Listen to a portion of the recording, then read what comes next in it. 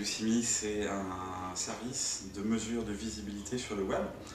Typiquement, tu vas t'en servir pour mesurer la présence de ta société ou la présence d'un individu. Alors quand je dis ta société, ça peut être celle d'un concurrent. Un individu, c'est la même chose. Que fait Yousimi? En fait, il va scroller tout le web et les réseaux sociaux, rechercher tous les contenus, toutes les citations qui sont associées à ta recherche. Il va les trier, il va ensuite les classer, les infos du web dans le web, le blog dans le blog, Facebook, YouTube, etc. Et il va ensuite calculer l'indice de visibilité par rapport à des critères quantitatifs. Il est évident que plus il y aura de résultats, plus tu auras une bonne note, mais tout en étant pondéré par divers facteurs. Par exemple sur Twitter, si on trouve ton compte mais que tu as 2 followers, ça ne sera pas bon. Sur YouTube, si on trouve 50 vidéos mais qu'elles ont été vues 3 fois, ça ne sera pas bon non plus. A contrario, si j'en trouve qu'une et qu'il y a 500 000 vues, ça sera mieux. Donc on a des critères à la fois quantitatifs et qualitatifs pour donner une note par source, par thème et au final, l'indice global. C'est logique à partir du moment où il y a un barcode qui est dédié à l'e-réputation. Nous, on n'est pas un outil qui fait lui-même de l'e-réputation, parce que par définition, pour moi et pour nous, l'e-réputation, c'est qualitatif. Je ne connais pas, très peu, je ne veux même dire pas, parce que je ne voudrais pas en citer, d'outils vraiment qui mesurent de façon efficace l'e-réputation.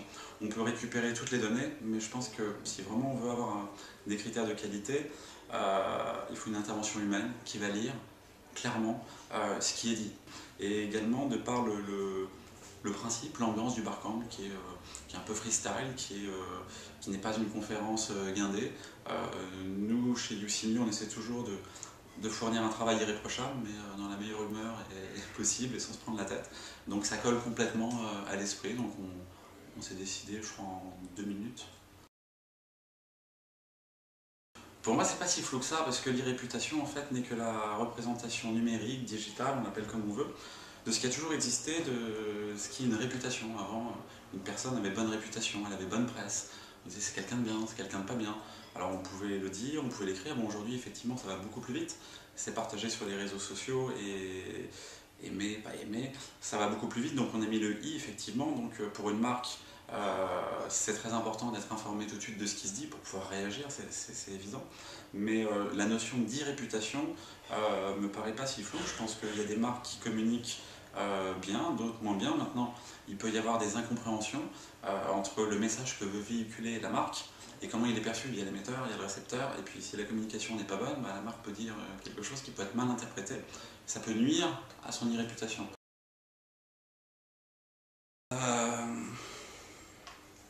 Il y a l'engagement de la communauté.